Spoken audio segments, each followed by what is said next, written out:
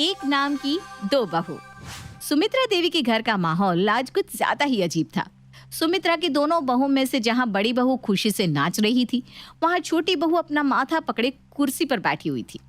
अब आप भी सोच रहे होंगे कि आखिर क्या वजह हो सकती है जिसके कारण एक बहू खुशी से नाच रही है और दूसरी बेचारी दुख में अपना सर पकड़ के रो रही है। आइए इस कहानी को हम शुरू से जानते हैं। सुमित्रा देवी के दो बेटे थे, जतीन और सुमित। बड़े बेटे के लिए दुल्हन कविता को अपने घर लाते समय सुमित्रा ने कभी सपने में भी नहीं सोचा था कि उसकी छोटी बहू भी बड़ी की हम नाम ही आएगी। कहने का मतलब यह है कि सुमित्रा की दोनों बहुओं का नाम एक ही था। छोटी बहू का नाम था कविता और बड़ी बहू का नाम था कविता। अब इन कविताओं के समंदर में सुमित्रा देवी की जिंदगी तो ऐसे गोते लगाने लगी कि वो बेचारी बिल्कुल पस्त ही हो गई। छोटे बेटे सुमित की शादी के कुछ दिन बाद, अरे इतनी गर्मी है बाहर, लग रहा है आग बरस रही है। कविता बेटा एक गिलास पानी तो लाना जरा। काफी देर इंतजार करने के बाद भी जब कोई पानी लेकर नहीं आता तो सुमित्रा देवी फिर से गरजती हुई आवाज में कहती है, अरे कान में तेल डाल रखा है क्या दोनों ने? पानी मांगा है, आवाज नहीं आ रही क्या? क्या बात हो गई मम्मी जी, अब चिल्ला क्यों रही है? अरे आदमी प्यास से मर जाएगा, उसके बाद पानी ला कर दोगी क्या तुम दोनों? अरे कविता, मम्मी जी ने पानी मांगा था, तुमने लाकर क्यों नहीं दिया? तुम्हें आवाज सुनाई नहीं दे रही है क्या? आवाज क्यों नहीं सुनाई देगी? मैं बहरी हूँ क्या? लेकिन मम्मी जी ने कहा कविता बहू पानी लेकर आ। मुझे लगा शायद आपको बुला रही होंगी, इसलिए मैं कपड़े धो रही थी तो चुपचाप अपना काम करती रही। अच्छा, बस मेरा ही नाम कविता है? तुम्हारा नाम क्या है? अनारकली? कविता ही नाम है ना तुम्हारा भी? तो ऐसा कैसे सोच लेती हो कि जब काम के लिए बुलाया जाएगा तो बस मुझे ही बुलाया जाएगा? हाँ, ये बहुत जरूरी काम है। पहले एक दूसरे के बाल पकड़कर फैसला कर लो कि मैंने पानी किससे मांगा था। पानी का क्या है, जिसे प्यास लगी होगी वो खुद लेकर पी लेगा। ठीक कहा ना मैंने? आपने देखा ना मम्मी जी, भाभी कभी भी किसी काम के लिए अपनी जगह से हिलना ही नहीं चाहती। बस काम को मेरे ऊपर टालकर खुद आराम से बैठकर पूरा दिन बिस्तर तोड़ती हैं। और इस बात की गवाही तो इनका टोकरी की तरह लटकता पेट भी दे रहा है कि ये दिन भर में बस दो ही काम करती हैं, एक जी भर के खाना और दूसरा बिस्तर पर बैठकर टीवी देखना। अरे हम खाते पीते घर के हैं, इसलिए पेट निकल रहा है। मेरी सेहत से जलना ना बंद कर दो। देखो तो जल जल कर कैसे सूख के कांटा हुई जा रही हो। तुम ना बस अपनी फिक्र करो। तुम्हें देखकर यही लगता है कि जैसे तुम्हें यहाँ खाना ही नहीं मिलता। मैं समझ गई भाभी, ऐसी सोचना सिर्फ आपकी ही हो सकती है। मैं सूख कर कांटा नहीं हो रही हूँ, इसको फिटनेस कहते हैं। और इस फिटनेस के लिए मैं रोज 1 घंटा योगा करती हूँ, बैलेंस डाइट लेती हूँ। आपकी तरह नहीं कि पूरा दिन बस जंक फूड खाते रहो।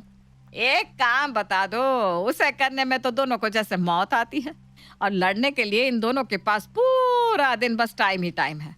बहस तो चाहे जितनी करा लो, लेकिन काम के लिए मत कहो इनसे, क्योंकि वो कहावत है ना, अंधे के आगे रोए और अपने नैना खोए। पता नहीं किस शुभ घड़ी में मैं ये हम नाम सुंदर नगीने ढूंढ कर अपने घर लाई थी। किस्मत ही फूट गई मेरी तो। बेचारी सुमित्रा देवी अपनी किस्मत को कोसती हुई रसोई में जाकर खुद पानी लेकर पी लेती है। अरे अरे रुकिए जरा, कहानी तो अभी बस शुरू हुई है, आगे आगे देखिए होता है क्या। कविता, अपना दूध लेने के बाद बाकी का दूध फ्रिज में रख देना, नहीं तो खराब हो जाएगा। अगले दिन सुबह जब सुमित्रा रसोई में पहुंची तो भगोने में फटा हुआ दूध सुमित्रा का मुंह चिढ़ा रहा था। एक नाम की दो दो बहू आ गई है, लेकिन मजाल है जो कोई एक भी काम की बात सुन लेती हो। पूरा दूध बेकार हो गया। मैं तो तंग आ गई हूँ इन दोनों से। अब अगर पूछूंगी कि दूध फ्रिज में क्यों नहीं रखा तो दोनों एक दूसरे के सर पर टोपी पहनाना शुरू कर देंगी। कुछ दिन बाद, बहू ये देखो, उर्मिला जीजी ने प्योर सिल्क की साड़ी भिजवाई है। कह रही थी कविता को देते ना। लाइए पापा जी, जरूर मेरे लिए ही भिजवाई होगी। क्यों? कविता तो वो मुझे कहती है, आपको तो बड़की कहती है ना। ये साड़ी मेरी है। अच्छा जी, साड़ी लेने के लिए तो दोनों कविताएं भागती हुई यहाँ आ गई। अगर अभी इन्होंने एक कप चाय पिलाने के लिए आवाज लगाई होती ना तो दोनों गूंगी बहरी बनकर एक दूसरे की तरफ देख रही होती। छोटी बहू ने आओ देखा न ताओ साड़ी लेकर जाने लगी। तभी ससुर जी ने आगे कहा, अरे पूरी बात तो सुन लो तुम दोनों। दीदी ने कहा दूसरी को ये 5,000 का लिफाफा दे देना।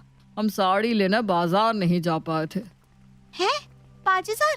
हाँ आप ठीक कह रही थी भाभी। ये लो, ये साड़ी आपकी है, मेरे लिए लिफाफा दिया होगा। आई बड़ी मुझे साड़ी थमाने वाली। अब तूने साड़ी उठाई है ना, तो साड़ी तू ही लेगी। लाइए पापा जी, वो 5,000 मुझे दे दीजिए। दोनों बहुओं ने ये रोज का रवैया बना लिया था। जहाँ काम की बात आती, कोई चाहे लाख कविता कविता चिल्लाए, दोनों बहू अनसुनी करके अपना काम करती रहती। और जहाँ कुछ मिलने की बात होती तो लपक कर दोनों अपनी दावेदारी दिखाने आ जाती। सास सुमित्रा दोनों बहुओं के इस रवैये से इतनी परेशान हो चुकी थी कि अब उसने उन्हें सबक सिखाने का निर्णय ले लिया था। अगले दिन, कविता बहू, देखो तो तुमसे मिलने कौन आया है। सास की बात सुनकर दोनों बहुएं बाहर आती हैं। मैडम, मैं सैंपल कलेक्ट करने के लिए आया हूँ। आपकी सासू माँ ने घर में सबके लिए रूटीन टेस्ट बुक किया है। सास के कहने पर दोनों बहू और घर के बाकी सदस्य ब्लड सैंपल दे देते हैं। अगले दिन जब ब्लड रिपोर्ट आई तो छोटी बहू के चेहरे की हवाइयां उड़ गई थी।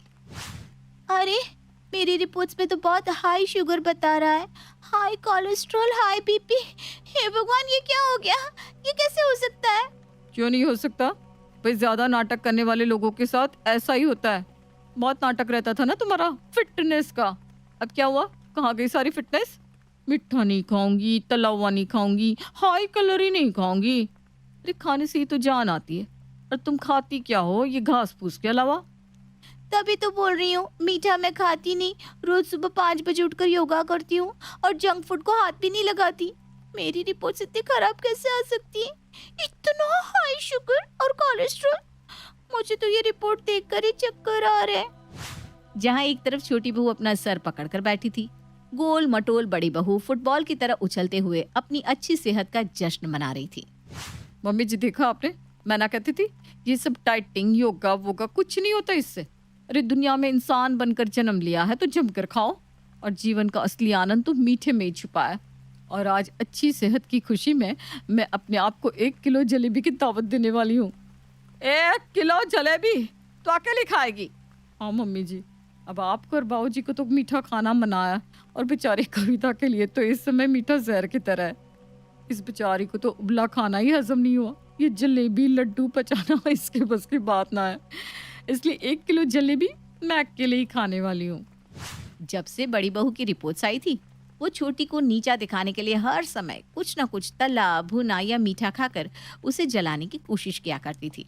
देख कविता, तू चिंता मत कर, मैं रोज दिन में दोनों समय तुझे करेला खिलाऊंगी। देखना कैसे तेरा शुगर नॉर्मल से भी नीचे पहुंच जाता है। सच में करेला खाने से शुगर चला जाएगा? अरे तू बस देखती जा। सास सुमित्रा अब बिना तेल मसाले का करेला हल्के से नमक में पकाकर उसकी सब्जी बनाती और छोटी को खाने के लिए देती। छी, मैं ये नहीं खा सकती। अरे बेटा, इसे दवा समझकर खा ले, बिल्कुल ठीक हो जाएगी। छोटी बहू को ठीक करने की जिम्मेदारी सुमित्रा ने अपने कंधों पर ले ली थी।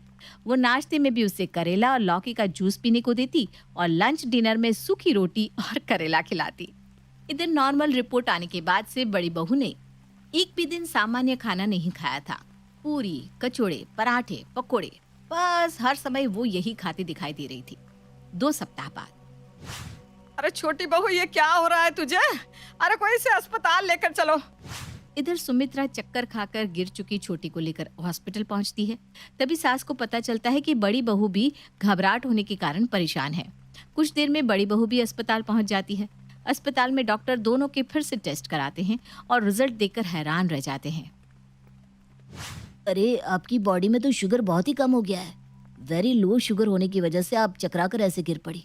रुकिए, मैं अभी आपके लिए ORS मंगवाता हूँ।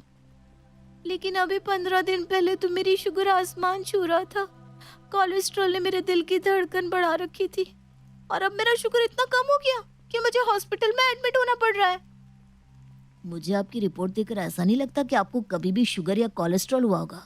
अरे, ब्लड प्रेशर भी बहुत लोअर साइड पर है। आप तो कुछ अच्छा खाइए पीजिए, अपनी सेहत का ख्याल रखिए। शरीर में ऐसा लगता है बिल्कुल जान ही नहीं है। मुझे चक्कर से आ रहे। अरे डॉक्टर, कोई बताएगा क्या आया है ऐसा मेरी रिपोर्ट्स में?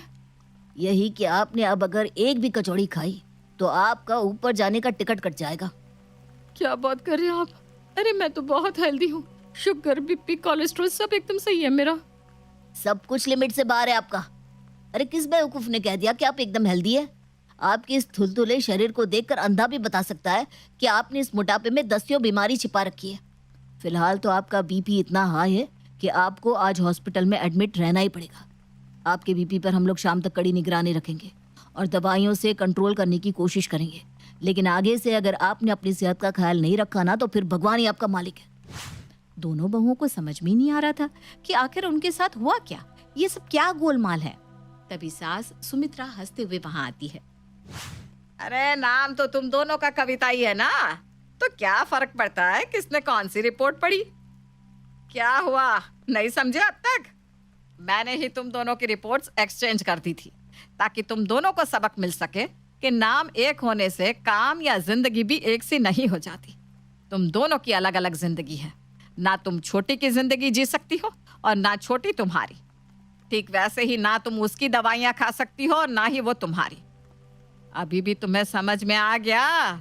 या जैसे तुम काम आपस में बदलती हो वैसे ही दवाइयाँ भी आपस में बदलवा दूं? अरे मम्मी जी, हम सब समझ गए, अब प्लीज हमारी दवाइयाँ मत बदलना। हम मानते हैं हमने अपने नाम का बहुत फायदा उठाया और आपको बहुत परेशान किया, लेकिन आगे से हम कभी भी ऐसा नहीं करेंगे।